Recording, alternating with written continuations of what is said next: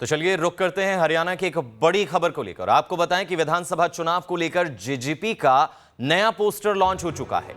हरियाणा में भाजपा जेजेपी यानी कि जजपा गठबंधन को लेकर अटकलें लगातार चल रही थी। उसके गठबंधन को टूटने को लेकर जो है वो अटकलें लगातार चल रही थी और उसी के बीच में ये पोस्टर सामने आता है। पोस्टर से साफ ये नजर आता है कि विधानसभा चुनाव की जो अटकलें चल रही थी गठबंधन के अलग होने की, यानी कि अब विधानसभा चुनाव जेजेपी अकेले लड़ने वाली है, अकेले मैदान में उतरने वाली है। आपको बता दें कि राजस्थान में भी जो है वो बीजेपी का साथ ना मिलने के बाद जेजेपी ने अपने तमाम उम्मीदवार जो है वो अपने दम पर उतारे थे और अब ये पोस्टर अलग तस्वीर जो है वो बयां करता है, क्योंकि बीजेपी भी जो है वो लगातार साफ बयान देने से कतराती रही है, गठबंधन को लेकर पुख्ता बयान देने से कतराती रही है। उन्होंने साफ तौर पर कहा है कि भैया ये तो चुनावी गठबंधन है, ये पार्टी का गठबंधन नहीं है, ये सिर्फ सरकार बनाने के लिए किया गया गठबंधन है और अगले चुनाव जो सामने आएंगे विधानसभा के बाद, विधानसभा चुनाव के जो नतीजे सामने आएंगे वो तय करेंगे कि क्या जेजेपी के साथ गठबंधन करना है या नहीं करना है। कहीं ना कहीं वो बयान जो बीजेपी के मंत्रियों द्वारा, मुख्यमंत्री द्वारा दिए गए, उससे यह अंदेशा जरूर चल रहा था कि यह गठबंधन चुनाव साथ में नहीं लड़ने वाला है, यानी कि बीजेपी जेजेपी चुनाव साथ में नहीं लड़ेंगे, लेकिन मैदान में जो है वो नतीजों के बाद तय होगा कि क्या ये दोनों पार्टियां एक बार फिर एक साथ होकर सरकार चलाएंगी या नहीं। हमारे साथ हमारी संवाददाता पूजा वर्मा जुड़ चुकी हैं। पूजा,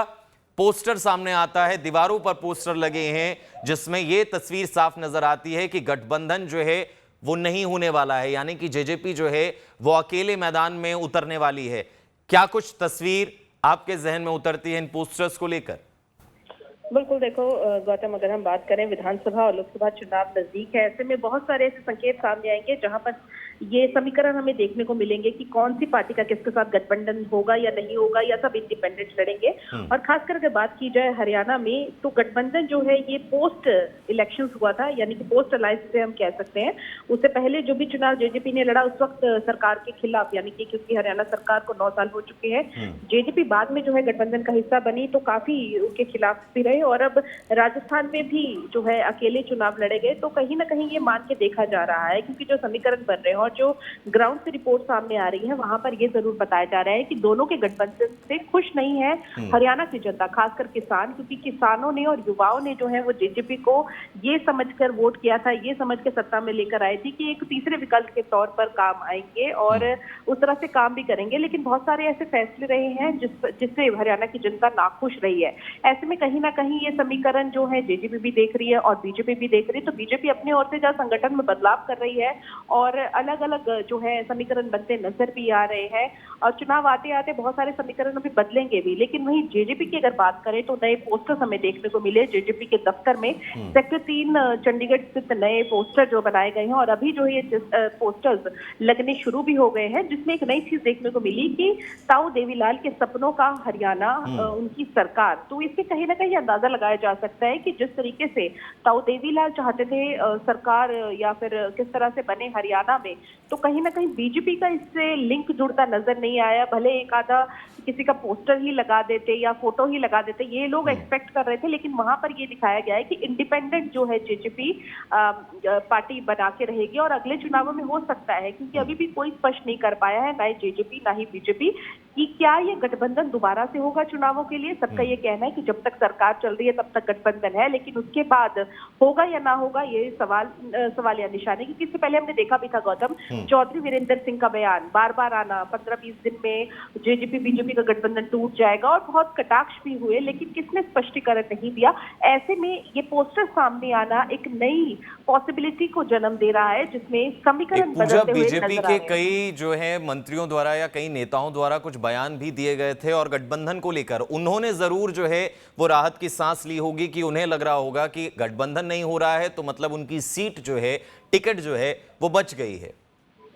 बिल्कुल, देखिए इससे कहीं न कहीं ये जो है आशंकाएँ या फिर कहिए कि एक आस ज़रूर जुड़ जाती है। अगर गठबंधन ना हो, तो कहीं न कहीं इसका फ़ायदा उन बीजेपी के नेताओं को होगा, जो चुनाव लड़ने की इच्छा रखते हैं और जिनको ऐसा लगता है कि अगर जेजेपी के साथ फिर से गठबंधन हो जाता है, तो वो सीटें जो हैं बढ़ जाएँगी। ऐसे में सबसे पहले जो बीजेपी का टारगेट रहेगा कि कौन-सी सीट पर या कौन-सी डिस्ट्रिक्ट में बीजेपी का दबदबा ज़्यादा है, उसके हिसाब से अगर गठबंधन करना भी पड़ा, तो वो सारे समीकरण देखने पड़ेंगे, क्योंकि इस वक्त बड़ी पार्टी के तौर पर देखें तो बीजेपी है, माफ कीजिएगा, और उसके बाद जेजेपी है। तो ऐसे में फिलहाल जो बेनिफिट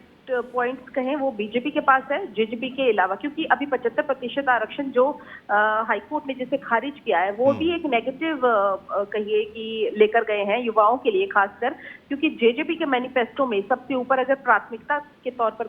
कहें तो ये चीज थी। तो ऐसे में कहीं ना कहीं अब इस चीज का खामियाजा जेजेपी को भुगतना ही पड़ सकता है, लेकिन चुनावों में फेरबदल होते रहते हैं और अंत क्या तक ये जो 75% वाला जो फैसला रहा, जो कोर्ट की तरफ से जो है वो खारिज कर दिया गया, बीजेपी भी इसका नुकसान झेलती हुई नजर आ सकती है पूजा? ज्यादा समीकरण जो है अभी नजर नहीं आ रहे हैं राकेश, क्योंकि ये जेजेपी के लिए ज्यादा रहा है शुरू से ही मैनिफेस्टो। याद है जब दुष्यंत चौटाला ने प्रेस कॉन्फ्रेंस करी थी, जब जेजेपी पार्टी का गठबंधन किया था, जब मैनिफेस्टो लाया गया था, तो गांव-गांव जाकर इस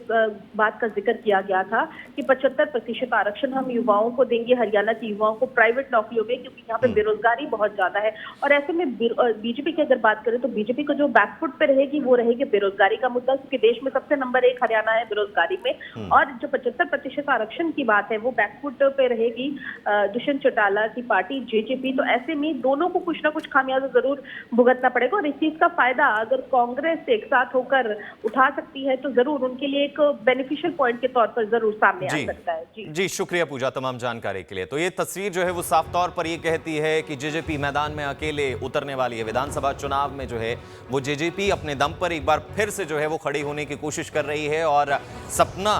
जो है वो दिखा रही है जनता को ताऊ देवीलाल के सपनों की सरकार का। यानी कि पोस्टर में साफ तौर पर यह नजर आता है लिखा हुआ कि ताऊ देवीलाल की सपनों की सरकार। तो इसमें बीजेपी का कोई लेना देना नजर नहीं आता, जिससे यह तस्वीर साफ होती है कि चुनाव में तो गठबंधन नहीं होने वाला है। आधिकारिक घोषणा अभी होना बाकी है, लेकिन